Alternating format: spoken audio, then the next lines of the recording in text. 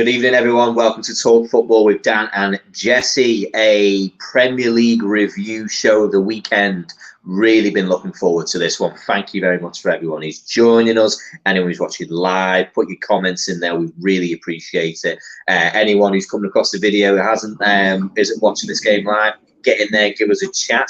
You'll have to bear with me a second. I've got a bit of background noise. Jesse, just jump in for me a sec, mate. Yeah, no worries. Yeah, so we're going to just go ahead and go over match week 1. We weren't able to do on Monday, unfortunately, because I had work and difficulties like that. So how dare you work? How dare I have conference calls? And earn a living. It's not good enough.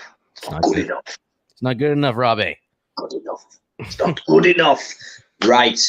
Let's start. So, yeah. Kicked off, we did our review. Arsenal looked very, very good against Crystal Palace. Crystal Palace looks a little bit off it. Led the table up until what should have been lunchtime.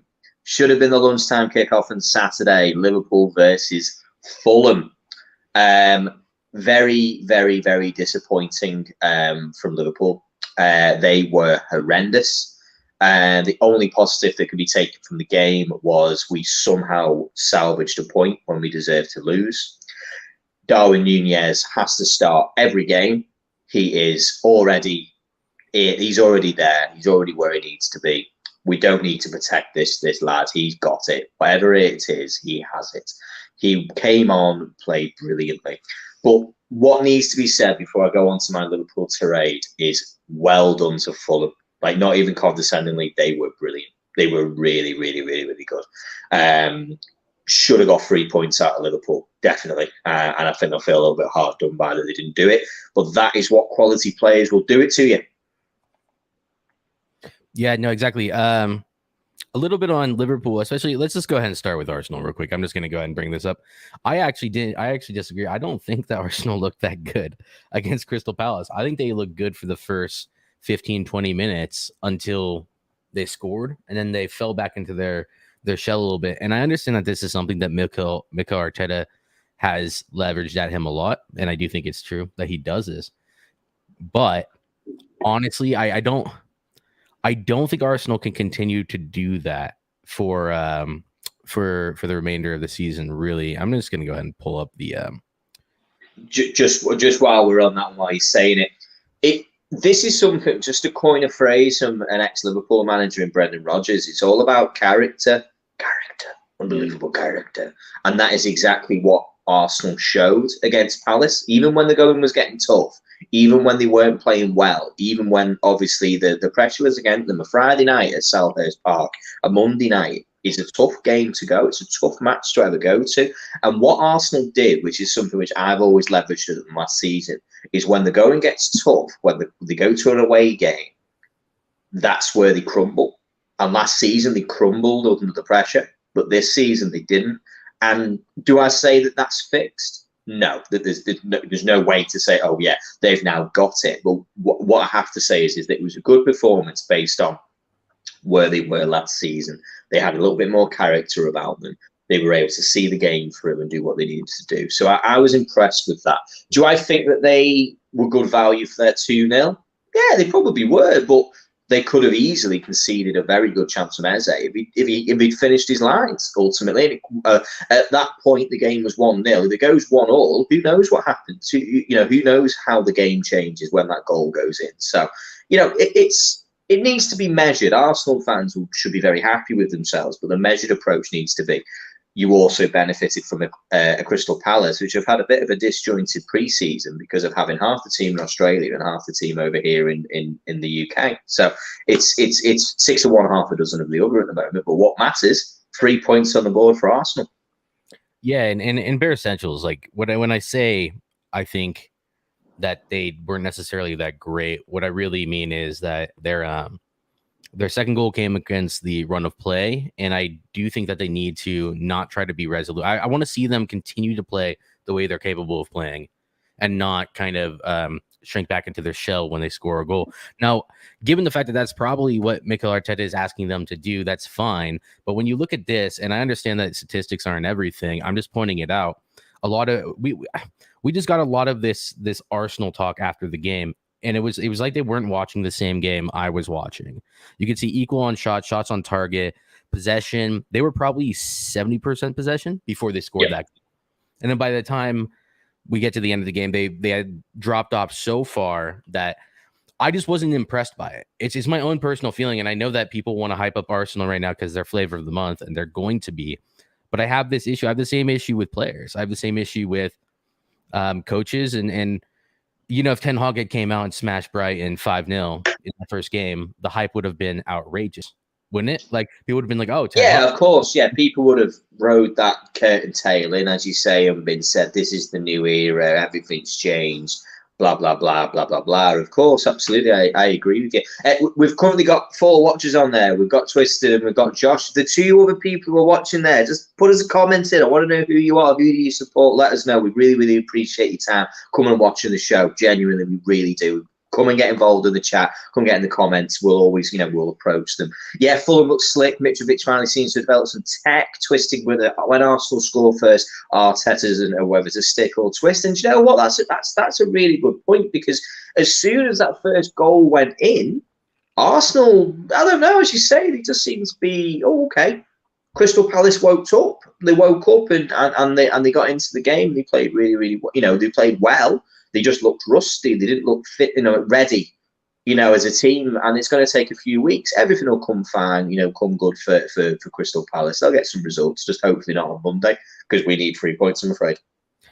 Yeah, exactly. And that you do. Let's go ahead and move on to that, actually. Let's just... Yeah. As I say, we're going to look at the Fulham versus Liverpool game. Yeah, Liverpool couldn't have been... the last time I saw Liverpool this bad was away in the Champions League against Villarreal, where the first half performance, where we were 2-0 down at half time, we were dreadful and absolutely woeful in that game. And the last time I saw us this bad, probably in the Premier League, where I just knew it wasn't going to be our day, was Leicester away. I mean, I just knew it was written in the stars. We weren't getting a result. We watched this on Discord between us. You heard my energy with this game. I was confident that we wouldn't lose, but I wasn't confident we'd win. I mean, when Nunez came on, we looked great. He looked full of energy, but it just wasn't our day. It wasn't our day. It's one of those days. And what needs to be tempered with for Liverpool fans is great teams don't always win every game they're expected to win. Manchester City started last season with a loss. They still went on to go and win with 93 points. Does this mean that it's panic stations? Liverpool have gone from being the team that beat Manchester City literally a week prior, or does that mean now it's panic stations? No, I don't think so. What is a concern, the biggest concern, was actually, Twisty's made a really good point there, we'll bring that up in a second, was Thiago's injury. It's a massive issue. It's a massive problem. And this doesn't surprise me that this falls into part of it. Liverpool don't have enough fit first-team midfielders. Liverpool need to buy a midfielder. It's as simple as that. I'm all for having players like Fabio Carvalho, having players like Harvey Elliott available, but I need people who've got the experience. We're a team who's going to try and win titles and win Champions Leagues. We need players who are ready today. 19-year-olds and 18-year-old footballers are not ready unless they're Rooney, unless they're Messi, or that they're not ready at that point. They're a couple of years away from being where they need to be. So we need to sign somebody. Do I know who? No, not at all. But I'm sure there will be names on a list, and I think Liverpool need to pull that trigger now before it comes back to bite us, because that could be the difference. Now, just Twisted comment there. Did Liverpool make Fulham look good? No, actually, I think Fulham were good, but I think if we were good, we'd have beat them. Even if we were 70% of our best, we'd have beat them. But we were nowhere near. We weren't Liverpool. We weren't recognisable. We were rubbish. And this is the point that was different. Liverpool's pass accuracy looks too low. It does, because those passes that we are so used to seeing, that diagonal ball from Van Dijk out to Salah, which we see so many times, just wasn't there. The pass wasn't there. Midfield, every time Liverpool tried to get hold of the ball, we looked bullied. We looked like we weren't ready. We looked tired and lethargic. It was it was a weak performance. But what matters is it's over and we move on. Yeah, honestly, Liverpool didn't look sharp. So whether it's a case of Fulham being good or Liverpool being bad, I think it's a little bit of both. Liverpool definitely weren't sharp. Like you say, that diagonal ball, it wasn't really on. Even a couple of times a game when you see Robertson switch to Trent or Trent switch to Robertson, that wasn't really on. I do think Fulham played a blinder. And I think we might have in our predictions kind of overlooked the first game back in the Premier League at home. Sort of that storyline. And I honestly think that we probably did.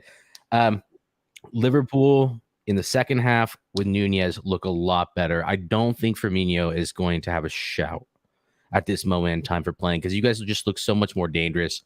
And I think some people will kind of consider him as a an option to bring on. I don't think that's true. I think that Nunez needs to start for you guys right here, right now, especially with the issues that you guys are going to have in midfield, losing Thiago, which is a massive miss. I do want to shout out one other player for Liverpool, and that is young Harvey Elliott. He looked very, very, very good when he came on. So. Oh, absolutely, Jesse. I mean, that was the thing. It was so funny that in that game, we won't harp on too long on this one because we've got a few other matches to go on to, but and a lot of other channels probably would have covered this situation. Is that Liverpool's actual replacements, the substitutes that they made, were the shining lights within that team. Nunez came on, scores a back heel. People will say it's a bit of fortune, but you make your own luck in this world. If you're not there, you're not scoring goals. It's as simple as that. It's as easy as that it comes. Milner comes on, and I said, this is what the game needs. They need someone to get in there and get a tackle in, and he did. As soon as he came into that team, Liverpool looked better. When Milner came into that midfield, which is sad to say, a 36-year-old James Milner was the one who improved that midfield, but that was as bad as it was. And then Harvey Elliott comes on, and he just brought that dynamism. He brought what Liverpool can see in him. And, he fights, every day when he comes on to play, his football. And, for me, he's got to be part of that midfield on Monday. He has to be. We need someone who's on the front foot looking to create things, to do that. So, no, Diaz is fantastic. Diaz scores lots of goals. He scored lots of goals last season. He came third in the Portuguese league goal scorers. I think he was second for Porto. He scored 18 goals in all competitions last season. It just was one of those days. The ball wouldn't go in the net. On another day, he scores 2 or 3, and we'll see what happens. You know what I mean? So yeah, it's one of those. We'll go on to the next match whenever you're ready, mate. Chelsea. Yeah, let's move on to Chelsea here. Chelsea versus Everton. Chelsea got across the line, 1-0, but where are they? Cool. It was not impressive for me. It was actually it was kind of one of those performances. I think that they benefited from playing Everton early on in the season. I don't think. I disagree. I actually think that this was a brilliant result for Chelsea. Not a great performance, not at all. But that's what I'm saying. This was a great result for Chelsea, and these are going to be an important 2 points. I thought this had a 0-0 written. I think I predicted either a draw or an Everton win, as daft as it sounds. I thought this was a really good result for Chelsea. The performance wasn't great, but it was a good result. And that's why I said it was a really poor performance. I'm not as worried, though. I'm not as worried for Chelsea right now. They're still doing business in the transfer market. They're still getting things together. Their defense looks shaky, but it doesn't look too bad. And I want to see what happens when you do have... did Chilwell start? He might have, actually. I can't remember. Yeah, Chilwell did start. Yeah, he actually won the penalty. Yeah, gotcha. I'm a little concerned for Chelsea, but I'm not as concerned as I am for certain other clubs because they did so poorly in preseason and they didn't look nearly as bad. I had this thing in my head where like play style and form in preseason, not like scoring, like not form as in, oh, you had this record in preseason, but I thought style of play was really going to eat at Chelsea. They didn't look, they looked like they were at 50 or 60%. And I thought they'd be coming into the season at 0 at the bottom line. And I mean, they ended up coming out with the win, but I don't think that performance was worthy of anything except for I mean, they got the result. Is all you can. Yeah, the result is what matters, and Chelsea move on. Listen, we've actually predicted Everton to be a team which is going to be fighting out in the relegation area anyway. So this is actually a on form result. This is the result form that we should be looking at. So it is part of our long-term prediction that Everton should lose all of their games home and away to the top six, and will more than likely lose a number of games, in the top half of the table, along with games further down the league. So the result is great for Chelsea. Do I think Chelsea were great? No, not at all. I mean, this was a team that lost Mason Holgate. Yerry Mina is injured. They've lost a number of players. They're having to sign in Connor Cody on a season-long loan, to probably just to cover their defensive issues that they have. They're a team which has had, unfortunately, Everton's been ravaged by injuries from last season. They always do. Not a great performance, no, but the result is really positive for them to get. I actually thought they dropped points here, and I think they'll be very happy getting this result, to be honest. Yeah, I disagree just on the fact that I think that this had to be written all over it. Last time Chelsea beat Everton away, they went on to win the title. Last time they won the title, they also had Antonio Conte, who was playing a back four, and that was actually the switch. That was the result that made him switch to a back three and basically play the system that he intended to play. I don't know why he tried to play a back four, by the way, Antonio Conte, in that first game with Chelsea, but oh no, maybe actually. The funny thing is, I actually think that is the result that basically solidified the system that Conte now plays. Because I think he used to play a back four at Juventus and then switched to a back five at that exact time. So, yeah, I don't think Thomas Tuchel's going to do that. But, you never know. So, yeah. There's not a whole lot more to say on that one. Yeah, as I say, with that one, it wasn't the most entertaining and enthralling of games, I'm afraid. It wasn't one that you would write home about. One that was interesting was this one. Now, 4-1 Tottenham against Southampton. We've picked Southampton as one of our teams that are going to get relegated. So this performance does not shock me. This result does not shock me in any way, shape or form, and doesn't throw me into the waves of, oh my God, Tottenham are going on to win the title or are going to be title contenders. No, not at all. I think this is a really good result for them, but Southampton are terrible. Southampton are a terrible team. Up until the point when they got the second goal, when they conceded, because obviously Tottenham went down 1-0. Up to that point, Tottenham weren't looking great, but as soon as they got the wheels rolling, as soon as they got the team wheels going and everything started to click, then the result was never in doubt. The result was not in doubt in any way, shape or form. Routine, very good win for Tottenham. As you would expect, I'd have loved Southampton first game of the season at home. This is bread and butter. This is a bread and butter result. Should be really pleased with themselves, but I'm not reading too deep into it just this moment. Yeah, no, not at all.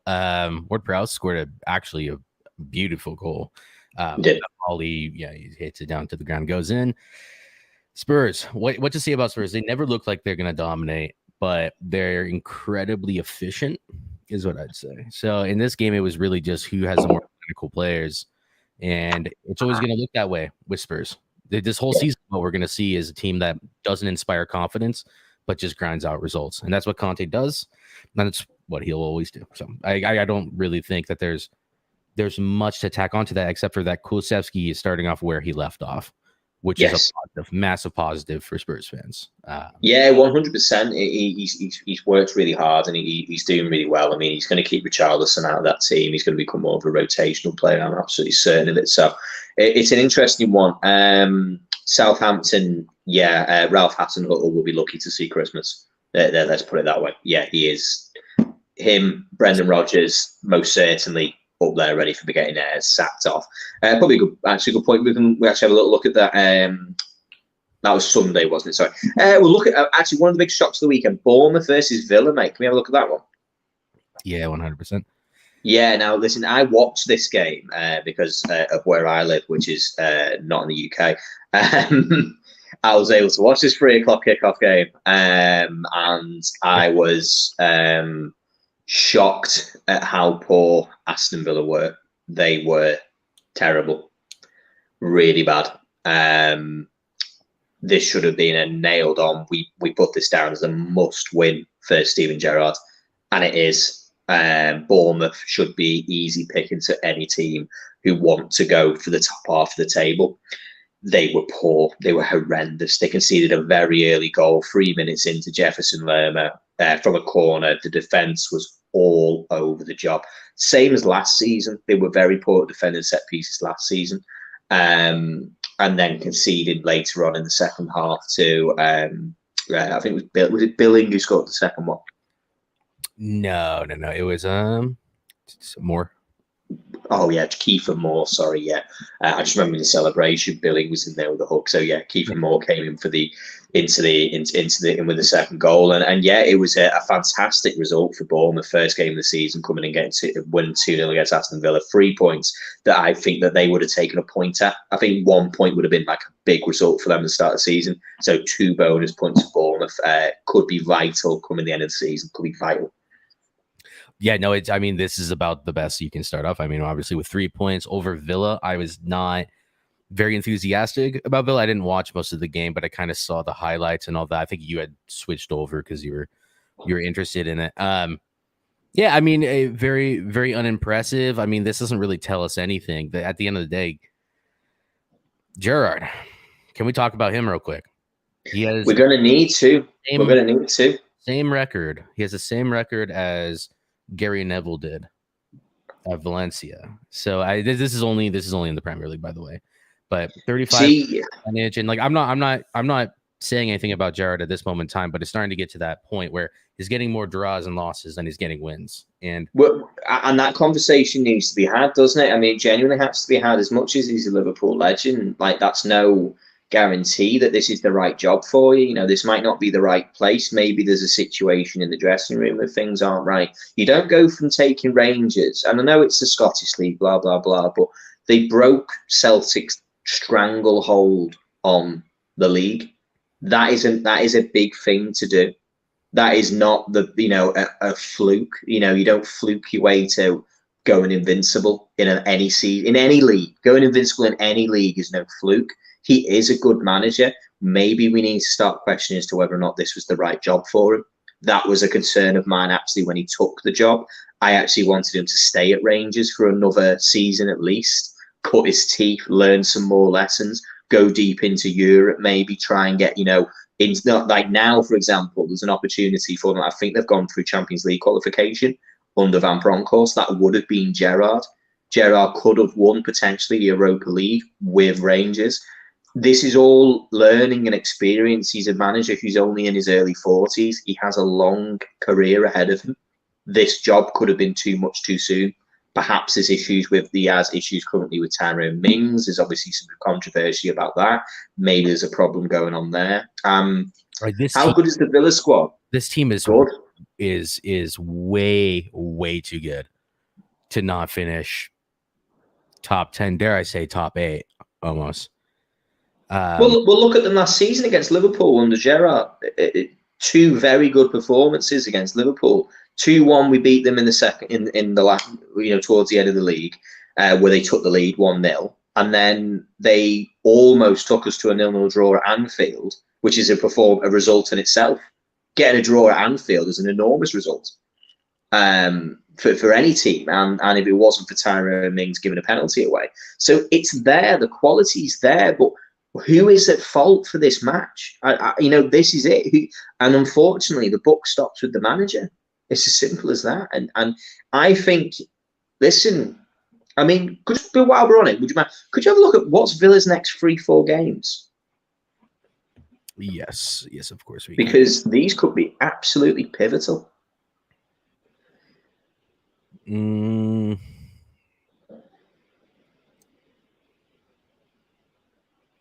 Wow, that's a massive match. They are. Do you know what, Matt? Do you know what, mate? They are huge games. Huge. They need to win all these. They definitely need to beat Everton. Definitely need to. They need to beat Everton, and they need to beat Palace.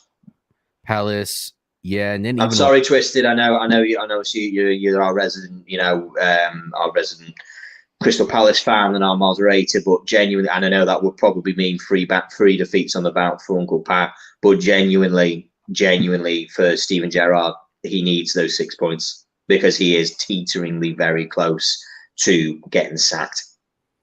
Yeah, and it's going to be, I mean, his squad is good enough. Villa versus Everton must win. Obviously, Palace versus Everton must win. And then this is the barometer. This is how good this is where you see how well the squad is actually developing underneath the manager. And given that we'll look at it this way. Crystal Palace is a team that they'll want to finish above. So they'll be looking at 3 points in that match.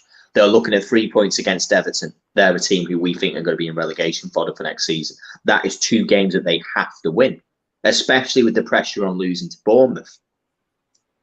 We then come up against West Ham. Now, West Ham, you could be forgiven getting a draw there. No, you can, but that's what I'm saying. That's the barometer for what they wanted. They just lost to Bournemouth, which tells us that they're already set back. And then Everton is a must win, especially at home. Palace, that's kind of one of those where you go 50-50 based on what people are thinking of Palace and what people are thinking of Villa. Yeah. Personally, I rate Villa's squad higher because I think that they have more cohesion and more structure. It's a more balanced squad. That's my point. West Ham. We then go into these next 2 games. Look at that, West Ham and Arsenal. Exactly. So they actually had a perfect run out, by the way. They had Bournemouth, newly promoted. Then they have Everton, who's struggling, but mid-table club that's struggling. And then they have Crystal Palace, who's a competitor for the positions they won. And then they have West Ham, who's a step above. And then they have Arsenal, who's going to be top 5. And then City. They had a perfect ladder of the start of a season. Yeah, literally the perfect step up. Each game gets progressively more difficult. Yeah. Yeah, that's actually very interesting. But yeah. But what's funny was not funny because you'll get sacked by that point. If he doesn't beat Everton and if he doesn't beat Crystal Palace, he won't beat West Ham, and he won't beat Arsenal, and he'll be out of a job. Yeah, he's got to fix it around quick. I mean, do you think Gerrard can be in trouble so soon? Here's 35% win rate. Here's the problem with this season. If you're not doing well, if you're not held in very high regard, or if you're not held in high regard by your club during the World Cup, and there's already those thoughts coming in, the World Cup is a month to sort out a manager situation. So it's going to be the bane of a lot of managers this season. A lot of owners will be ready to pull the trigger as soon as that happens. They'll be like thinking, it might be 2-3 games before the World Cup begins. They'll pull the trigger and go, we're getting somebody else in now. Philip, thanks very much for jumping on, buddy. Chelsea won't do it this season as they're the only fighting for a top 4 place. Twisted. Do you know what? I'll let you fight that out. But to be fair, I agree. I think Chelsea is a top 4 place team this season. I don't think they are going to be fighting for any titles. That's just my opinion. But yeah, Steven Gerrard is in peril. I will say he is perilous. If he gets 2 wins, Crystal Palace and Everton, you'll be safe for a bit. You want to know what's also funny about that? I think it only really affects the top 6, top 8 clubs, but there will be plenty of managers who are also out of jobs by the end of the World Cup, who are in high regard at club level. Brendan Rodgers, Ralph Hasenhüttl, Steven Gerrard is in that list. Frank Lampard is most certainly in that list as well. I don't think Patrick Vieira, but he could go on to lose a few games. It depends. It genuinely does depend. Patrick Vieira could be involved in that conversation. I'm at odds to sit there and talk about some of the managers who are higher up in the echelon, shall we say, of where they are. I think Tuchel has a shot if they come off with an absolute stinker. Obviously, they won their first game, so okay, that's fine. But I'm even talking about from the World Cup side. Yes, managers who will be axed or leaving jobs after the World Cup. From the actual national teams. I'm interested in seeing we see a massive merry-go-round. Not just in England, but or in the UK, but across Europe. It's going to be really interesting to see internationally, definitely. Yes, Aston Villa, very interesting, big games coming up for Aston Villa. I think they'll be well worth a watch. A lot of pressure in those games. If you get a chance to watch any of them, I'll be keeping an eye on them. So the next one for Saturday, Newcastle, I think would be an interesting one to look at. Yeah, Newcastle against Nottingham Forest. Now, I actually had this down as a game where I thought Nottingham might be able to get a draw, and they were doing it. They were doing it up until half time. It was 0-0. Newcastle were doing kind of what I predicted. They were creating a lot of chances, but they didn't have any killers. Eventually, the door unlocked. Eventually, they were able to get in there and score the goals that they needed. Nottingham had nothing. They looked toothless. They looked very toothless when it went going forward. They had one half chance, a free header in the box, which went miles wide. And otherwise, there's nothing really to report home from them. They were really, really poor. Shaw, yeah. Annie, thanks for jumping on, mate. Appreciate it every time, mate. Shaw, what a left foot led. Tell me about it, man. That guy hit the ball, and I think if the net wasn't there, it'd still be going. And Callum Wilson, goal before his inevitable injury at some point this season. He got himself on the score sheet. Got to be very important to Newcastle this season. He stays fit. It's going to be really, really important because they don't sign any strikers before the window closes. I'm not sure who their goal scorers are because you can't be trusting Fabian Schär to be hitting them like that every time. Also can't be trusting Chris Wood to be doing anything. He's just not gonna. He's not mustard, right? So that is the weirdest signing going, mate.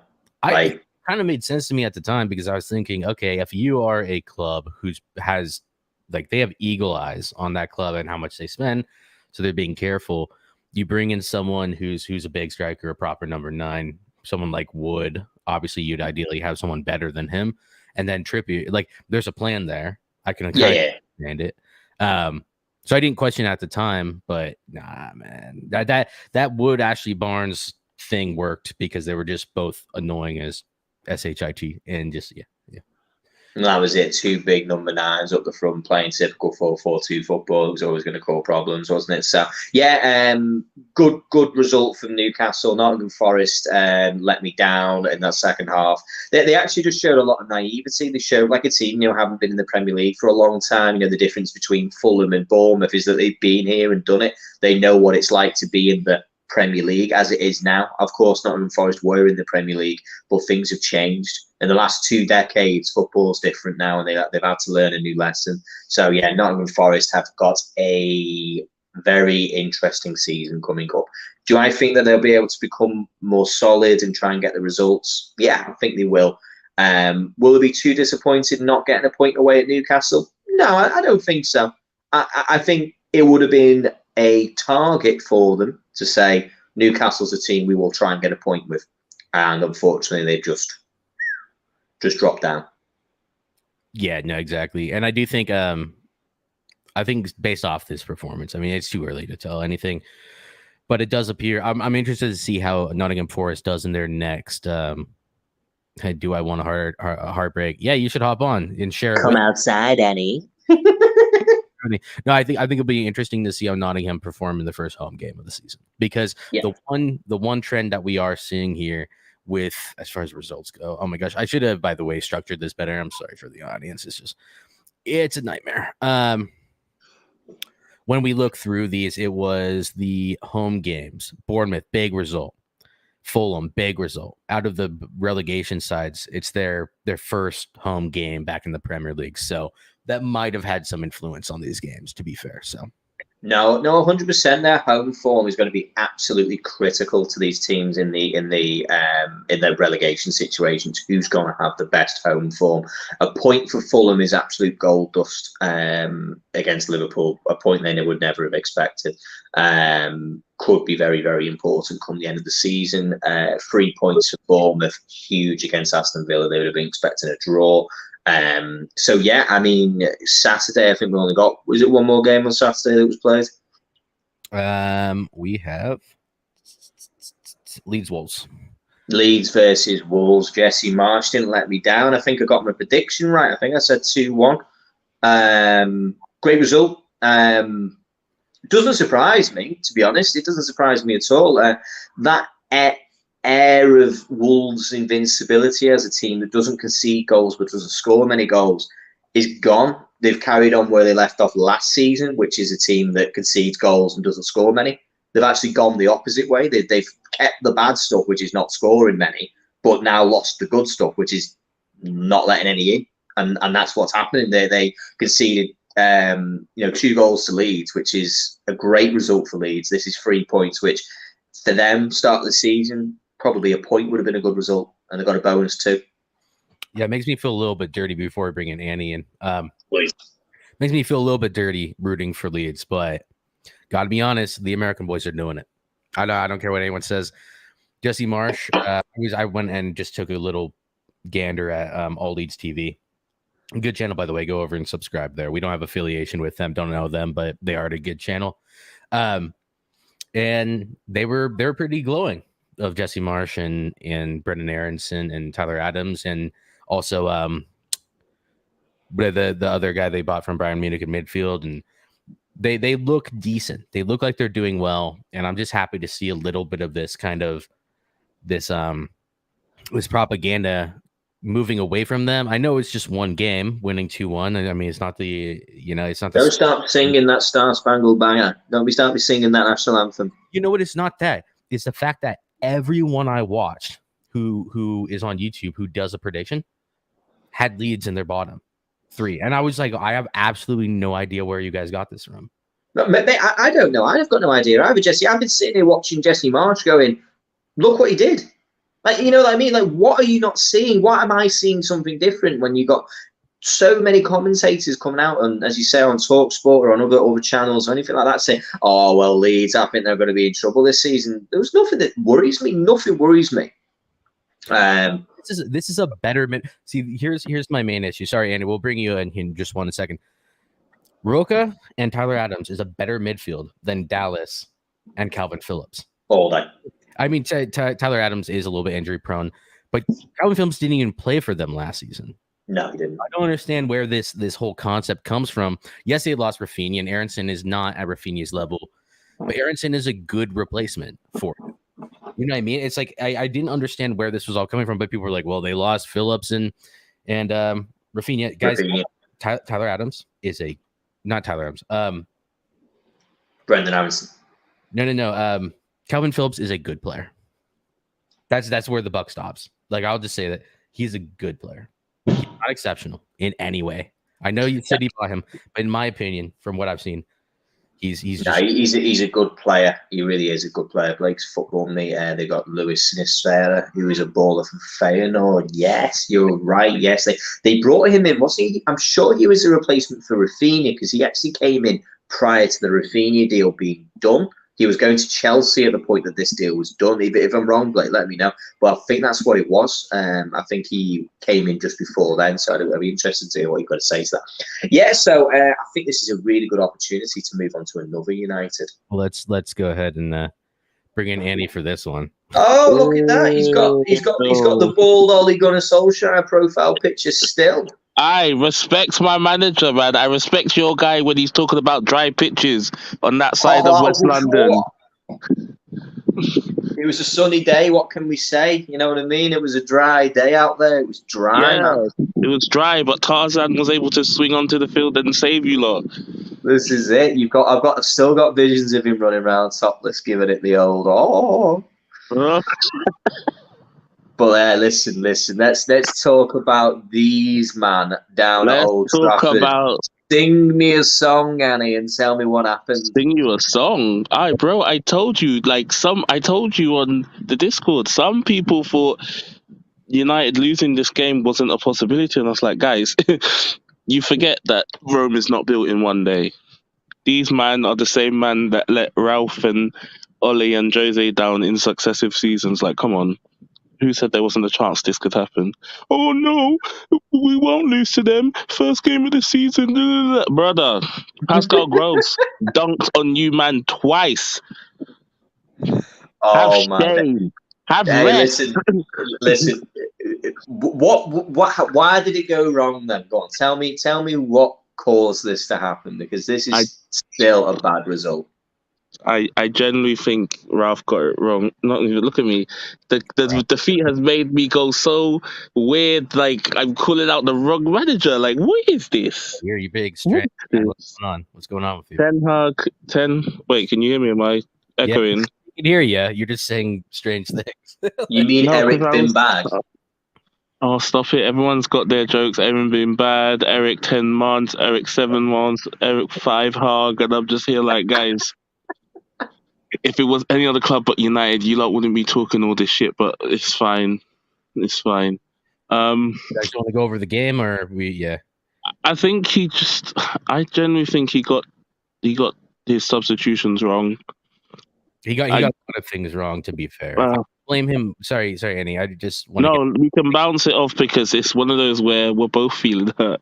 It's not even hurt. It's the only one game, and some United fans that I've spoken to are already saying Ten Hag out, and I'm thinking the game was only bad. The performance was bad. The result. There are reasons for that. The lineup wasn't right. It should have been Malacia. Hey, let me just explain something. All the managers, for some reason, played the yeah, exactly, Dan. Jesus Christ. So we're trying to come up with excuses already. Every Premier League manager who's been in this season has basically played the squad that ended, the lineup that ended last season. Ten Hag played the exact same thing. Problem is Shaw was terrible. Josh and I went over the heat map for Shaw. He was in our own half the entire time. You look at Delo, he's pushed up all the way up, and then you see how Brighton's actually down our left-hand side, or down our right-hand side, their left-hand side, the entire single game. McTominay, Jesus, I watched. Oh God, he's not a footballer, man. He's a fraud. Yes, I got to interject here. How I can't even swear. How the hell has this guy survived? This Count Braveheart. This guy's like a cockroach. How is he survived?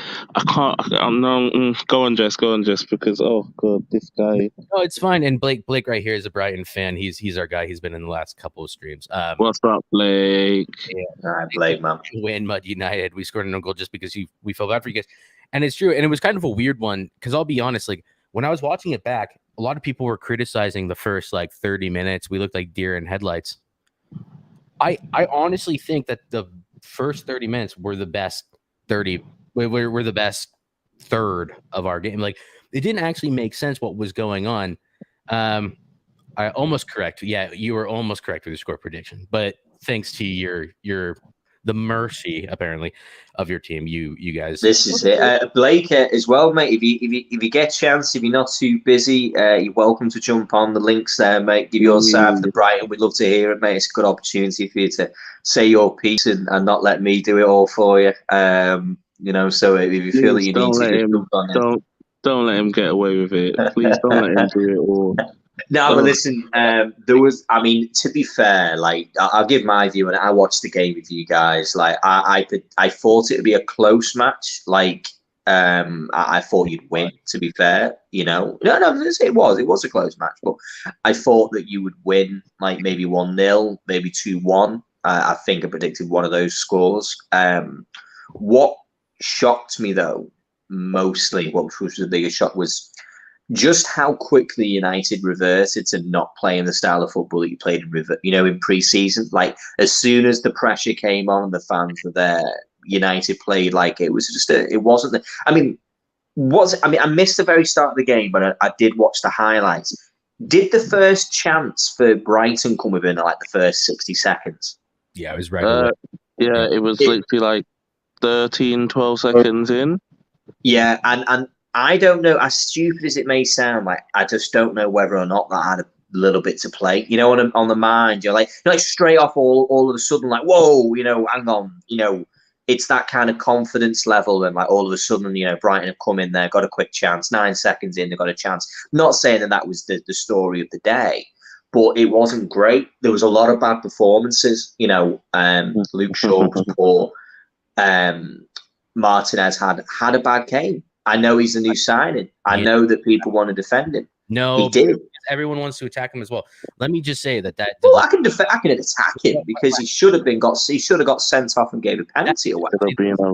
True, but what I keep hearing is like it was like a bunch of I kept hearing a bunch of nonsense. What I will say, and what I wanted to pull you up on, because you're right about this, that the just that initial pressure on Delo, and he immediately within the game starting, then winning the ball there, set the precedent. Trossard was the one who did it.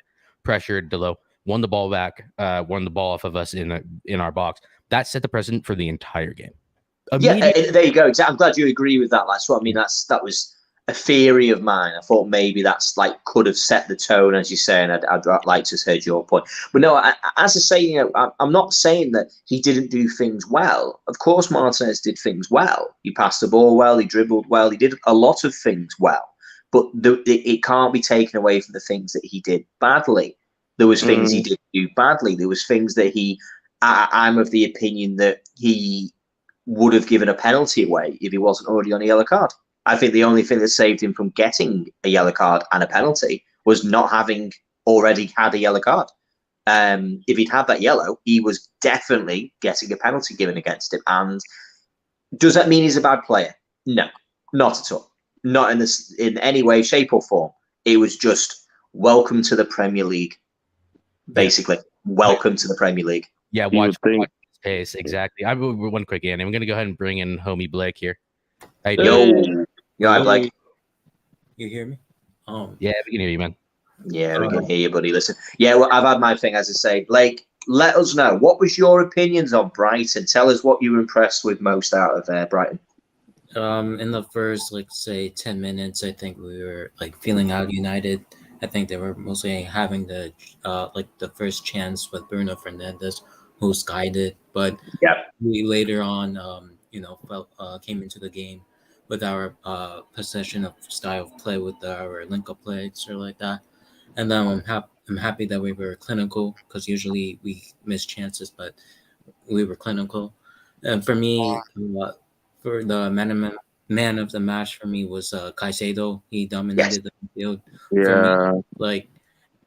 And also Danny Welbeck really had a good game with those running in behinds, and with his first touch was brilliant. I mean, if you saw his first touch, it was brilliant to see. And then Pascal Gross, big up to him for those 2 goals. But it's mostly I think we really deserve this win. I wish McTominay should have gotten a red card, because that was a dangerous tackle, and that we should have had a penalty. 100%. It's interesting, Blake. I mean, I'm glad you brought that up about McTominay. I mean, we've seen red cards for less, haven't we? And I think who was it who was on the receiving end of that tackle? Was it Caicedo? Yeah, it was Caicedo. Yeah. Caicedo. I mean, he was very lucky to not come away with any form of either minor or serious injury. And I'm surprised VAR didn't ask him to go and have a look at that. I mean, I think it's because he went through the ball. If he went over the ball, or the ball wasn't there, I think it would have been at the same time. I think I know why McTominay tackled him, though. I mean, he's better than him. Caicedo was better than him on the day, and he was like, "Oh, why is this guy getting past?" You saw, I said it. You're watching the match. How is it that you McTominay, big McTominay, discount Braveheart, 25 years old, you've been in the Prem longer than Caicedo, you've spent all this time going to the gym, henching up, and you're getting pushed around by someone of 21. Have some shame. Have some absolute collar up, shame. you know what I mean? This is collar up. I just want to, I mean, thank God he put that collar up. Dude, if he put it up one more time, you have no idea. Oh my God. No, the kind of the interesting thing was the style of play wasn't so different. I think we were so severely limited by the fact that by the selection. And this is where I blame Ten Hag. And I said that right away. I said, I understand wanting to play a team that has proven experience in the Premier League, but I think he's going to learn very quickly that you can't play Scott McTominay. You can't play. I mean, you might be able to play Luke Shaw one day, but for whatever reason, he can't do it now. You need to play players who can play your system. Also, playing Eriksen in the false nine was ridiculous. And the moment you guys actually see that, it was actually during the yellow card, that break, when everyone went off to get water. Erik ten Hag comes, or they all go over to the sideline to get water, and Erik ten Hag goes, just drop back, because we have no control of our midfield. Like, Fred and McTominay cannot pass a ball. So I need you to start dropping back. And once you saw that, McTominay actually pushed up and started playing as a 9, or like as a second 10, like as a second striker. And then you had Eriksen and Fred dropping deep, and we looked a lot better from that point on. But just the fact that, like, this is why I got into Ten Hag, and this is why Annie was saying, well, people are criticizing Ten Hag, and it's ridiculous. It is ridiculous that they're saying, like, Ten Hag out. He's not going to know what to do. But it was a selection for me. And then that 90-minute substitution when we're trying to build momentum Felt like Ole. was ridiculous, man. Like, you take off your players who could score goals, your Bruno Fernandes's, your Jadon Sancho's, to bring on a bunch of kids. Like that was bad. That's not the time to make those changes when you're a goal down. Those are the changes you make when you're winning 2-1, in my opinion. That's the time when you rest in those young players, kind of thing. But yeah, so I mean, it was an interesting one. Just before we move on to kind of this Ronaldo discussion, because I think that's an interesting point that needs to be brought up, just because there's a sideline to that one there. Just onto you there, Blake, with Brighton. What I was most impressed with was obviously seeing a player like Adam Lallana finish 70 minutes of football, which was wonderful because I didn't think he still had it in him. What are your sort of targets for this season? I mean, we and the boys over here actually think that it might be less impressive this season than it was last season, because of the players you've lost. Like, what do you think? I actually have a fun fact. Caicedo was actually rumored with United a year ago. Oh yeah, he's a United. No, we know. Yeah, 4 million. All they had to do was pay 4 million, but they chose McTominay over Caicedo. Shock. Yeah, go ahead, Blake. Yeah, no, we know, man. We know. Yeah, sorry, but I think 11th or 10th, something like that, maybe a 9th, similar to what we did last season. I was excited for Europa Conference League like right after the season ended because of on how we played and like maybe momentum and with maybe improvements like couple here and other positions. But losing the likes of Bissouma and Cucurella, I think will be the quality will drop. Maybe in midfield, I think we will be good enough. Maybe with the likes of Caicedo, maybe we decided, Caicedo, maybe Caicedo could be the main guy with Bissouma leaving. But with me, I think really left wing back I really want. But we're mostly like selling club. But I think a 9th through 11th position, but not like Europa. I think that would be a great result for Brighton. I think it would be a really, really good season. Can I ask Blake something? Let me ask. How do you think Lamptey is going to perform this season? Because I actually quite like him. I think he was having trouble with fitness, especially. But if he stays fit, I think he would and be consistent. Of course, he could be a very good right wing back for us, and for on the right hand side with width. And plus, for me, Graham Potter, I supported Brighton since 2019, since Potter joined.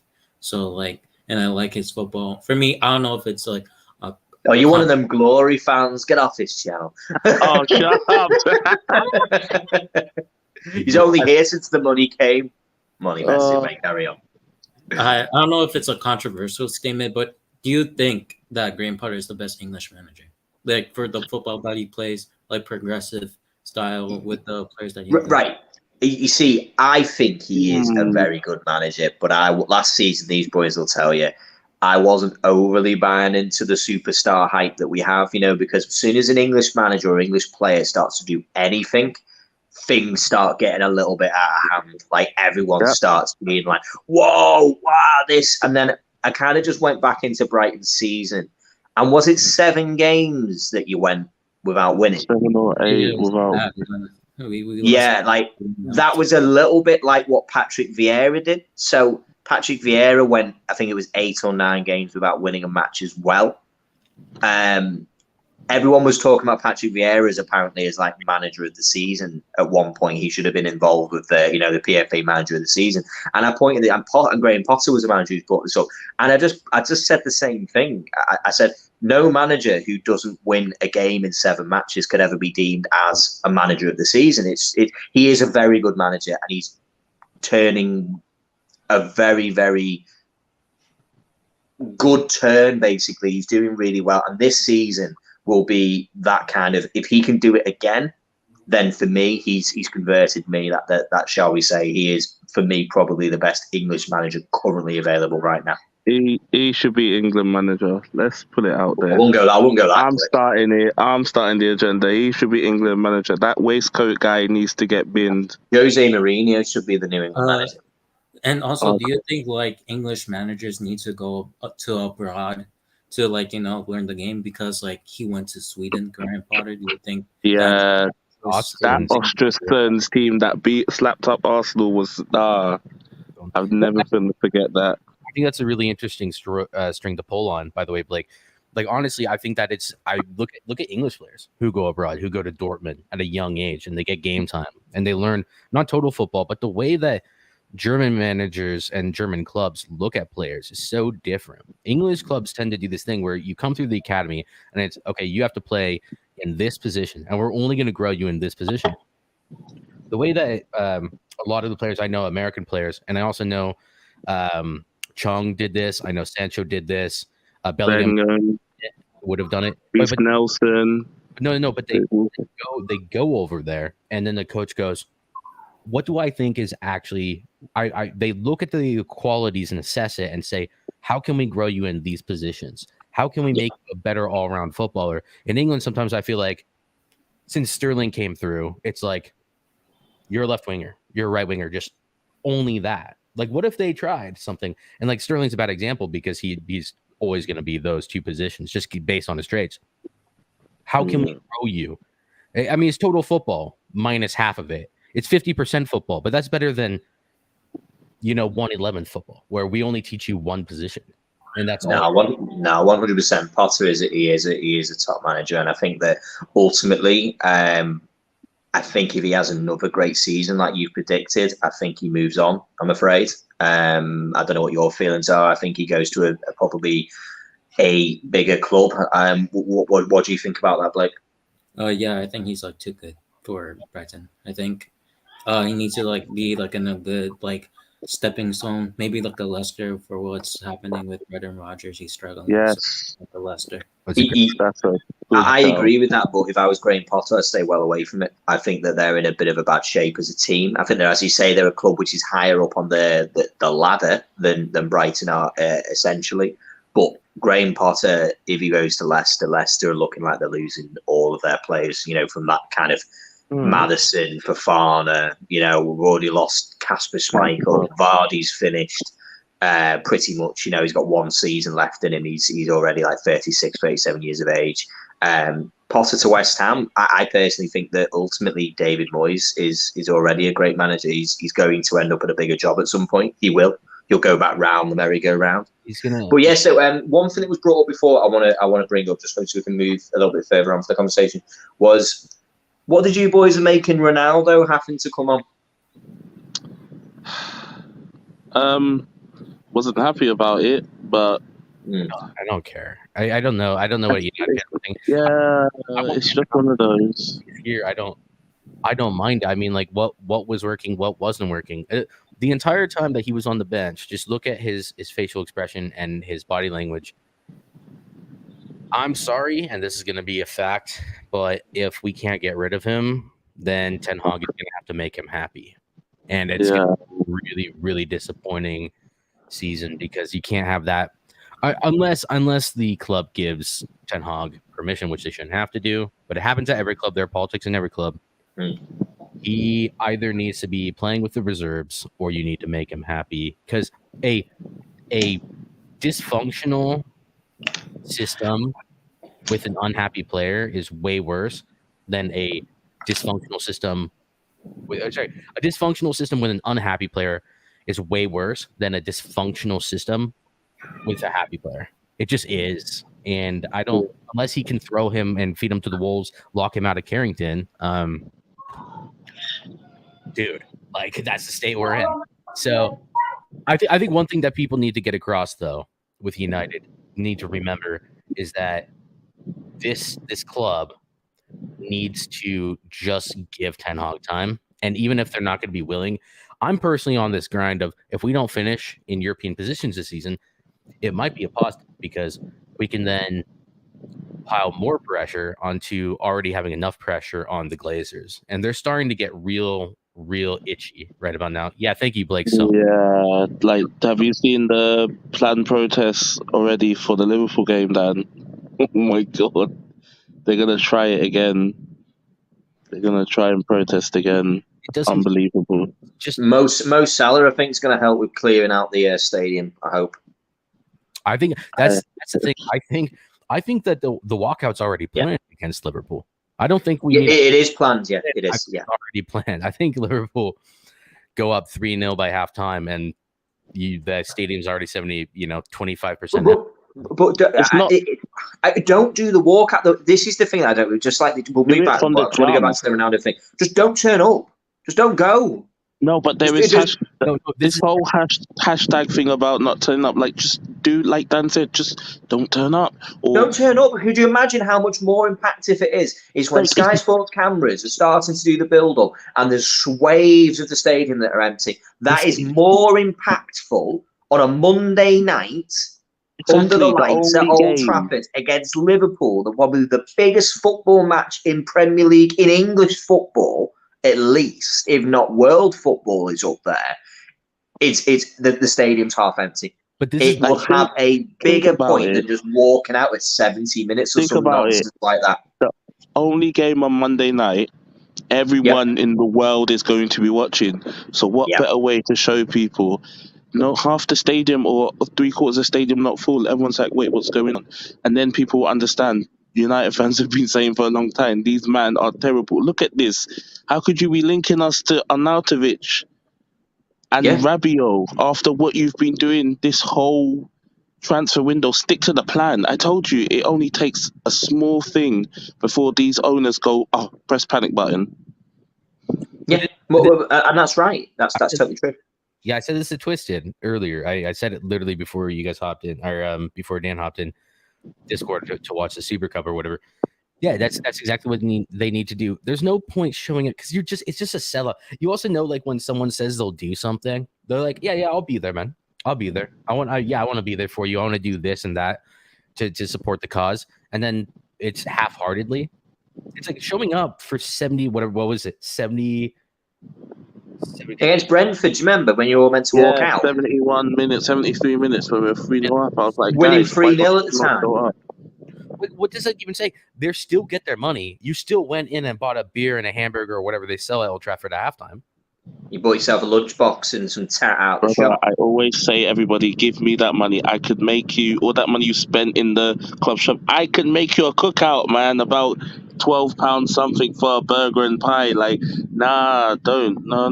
But listen, this is it. Like that. This is a completely different subject. I think it'd be a great show for us actually to cover, probably closer to the time, to be fair, and we will do. But genuinely, like, this walkout is nonsense. Just don't go. Don't turn up. Liverpool did it when Hicks and Gillette were there. We just didn't turn up. That's it. You don't go. You don't go and watch that football team because it isn't right. It's not what you come to see. And as soon as those cameras pan across empty stands, that affects two things. It affects the broadcasters, and then it also affects the sponsors, and then that affects the ownership. That's the only way you can get a message across. It's how we got rid of Hicks and Gillette, because we made enough noise. Liverpool have been here to a point where our owners nearly made us not exist, to a point where we nearly didn't exist. So Dan, ultimately, I feel like it's not from a Liverpool fan who's lived through it, I know United's issues were not going to exist, but this United isn't United. This isn't Manchester United that I remember. It's nothing like it. Yeah, I don't think it's gonna happen though. I don't care. I don't care if it happens or not. The fact is, something needs to happen. But something like that needs to happen, like Dan said, in order for people to understand, like, we're serious. We actually want change. But some of them are worried about, if I leave, someone else with a season ticket will take my spot. No, you've done your job. Slowly and surely, it will balance itself out. But, like, I just feel like some United fans are not ready to have false argument. It's a false argument. I think we could go on for it. We need to cover this one before the end of the stream anyway. I know it's a big one for United fans. Erling Haaland has arrived. Hooray! No, listen. Margin scored 2 goals, guys. Yeah, listen. He was... One second, guys. Sorry. Yeah, no worries, Jesse. Like, listen, Erling Haaland has arrived. We all knew that this was going to happen. He is, of course, what he is. 2 great goals. West Ham were not their full team, to be fair. I'm going to find some protection for West Ham. I know that they had a couple of centre-back issues. I think their left-back was a youth product. Was that right? Is he? Was he? Yeah. They had a young man who played either right back or left back, and I think it was his first game in the Premier League. They'd had a little bit of a difficult start, but listen, Man City, great result. First game, this had a bit of a hiccup, kind of asterisk next to it, where you could have said, you know what, they could have dropped points at this game. West Ham, first game of the season, but they didn't. They look really good. Erling Haaland banging in me those FPL points, which is the only positive I can take from it. Yeah. I mean, what else is there to say? Do you know what I mean? We need to appreciate the fact that it didn't take Haaland a couple months to settle in and score 2 goals. Like, it's coming. Unlucky that Fabianski got injured in the collision, but Areola stepped in and he just got sold with that penalty. So there's that. But before all the City fans come for me, the Kevin De Bruyne pass, that was a thing of beauty. When I saw that ball leave his foot, I was like, oh my God, this is actually going to be an amazing goal. Literally split the defence with that one ball. Haaland's in. Yeah. Goal. And like, this is what he's going to do. He's going to do this time and time again, you know. And the only thing I will say, and this is the truth, and this is what is so important, is he needs to stay fit. He does. He has to stay fit. If he needs to be managed correctly. Erling Haaland has not had a season where he hasn't missed games due to injury. He hasn't. It's in him. Last season was his worst one. If he's looked after properly this season, if he's cared for in the right way and he's used in the right way, Erling Haaland will score plenty of goals and will have a fabulous season. Kevin De Bruyne is just going to have a field day supplying a player of his pace and his finishing ability. Will there be games where he's going to miss chances? Absolutely. Because you know what? That's what every number 9 does. That's what every number 9 does, you know. Him and Nunez is going to be such an interesting season, to be honest with you. I think they're just 2 people who, I mean, Nunez scored a goal and had an assist when Liverpool were playing badly. I mean, imagine how good he could be if he played well. It was and this was it. Was Man City at their best? They were really good. They were really, really good. But we know there's levels to City. They can really, really turn it. Wait. Dad, let me address something. Can one of you bring up that chat from Twisted where he said, Annie, it's about time you appreciate KDB. Wait, hold on. See, this is what I mean. Everyone likes to run agendas on me. When I start running agendas about a certain Englishman, then you won't be talking. Please, respect yourself in the chat. Yeah. He's turned his back on Rice. You didn't know? He doesn't. He's fallen out of love with Declan Rice. There's no love for him no more. But this was the same guy hyping up our manager less than 3 weeks ago. I have receipts. I remember listening to it. It was sickly sweet. I remember listening on the Discord when we were watching everything go well at United, and I had to sit there and sit in the background and listen to it. But no, I agree. Yeah, but listen, City. I mean, what is there to say? They're just surgical, aren't they? They're a surgical team. They're robot. They're robotic. At one point, Dan, I think at one point, I think it was like 15 or 20 minutes into the game, City had 340 passes to West Ham's 30. Yeah. And I was like, what? Yeah. 340 passes, and you man haven't even and then I remember someone in the chat saying, oh, but it's City. Like, bro, West Ham can't even touch the ball, so how are they going to score? No, and that's it. They don't. That's how they defend. That's how Man City defend. You can't score because you can't get the ball. Yeah, and that was something that I didn't expect. 80% possession. Imagine having. That's good. Wait, hold on. Was someone Starboy playing today? What are you talking about? Was someone Starboy was playing? Was he playing in that game Today, Not today. In that City West Ham game, was someone Starboy playing? Rice. Yeah, no, he was. Oh, Basmati Was, Rice. yeah. What did he do? What did he do? Someone asked me, what did he do today? What did he do in that game? Because I remember someone told me best it's what's to be midfielder. expected. It's what's to be expected. The levels of difference between Man City and say a West Ham are. You know what I mean? It was a great result for Manchester City, and they've got Bournemouth next, which opens a new question. 1-16 to beat Bournemouth. I mean, I can honestly say I've never seen anything that low before. Imagine.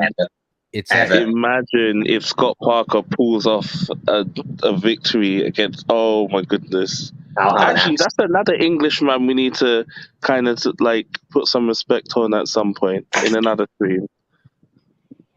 Yeah, it's at the Etihad. No, it's at the Etihad. Yeah, I'm sorry, Scott. I like your football, but you ain't escaping the hood, man. I'm sorry. That's all I'm saying. I'm seeing. If I don't see a 90% plus possession across the game, there's problems. Haaland hat-trick. Oh, please, give me them FPL points. Rice was off the boil. See, there's always an excuse for Rice, but when we throw names like, I don't know, Kimmich, there's never an excuse. Just scores a goal. Dunks twice on somebody. Just saying. But listen, boys, I've really enjoyed it. Gone over a little bit longer this time. Had a couple of extra guests on there, haven't we? We've had Blake, really appreciate you jumping on. Phil in the comments, always twisted every time. Annie for jumping on. Josh earlier on when he's jumped on. Everyone, we really appreciate your time. Thank you very much for anyone who's come across the video, anyone who's come and watched, anyone for 10-15 minutes. We do really appreciate your time. Hit us a like. We're so close to 250. We're trying to go for that little target. That's our first little target. Try and get in early doors on this and try and help us out if you can. But we will be back. Today's Wednesday. We'll be back on Friday doing a bit of a preview for this weekend. Getting forward to that. Hopefully you'll catch us for that. So until next time, take care and we will see you later. Thank you very much, everyone. Bye-bye.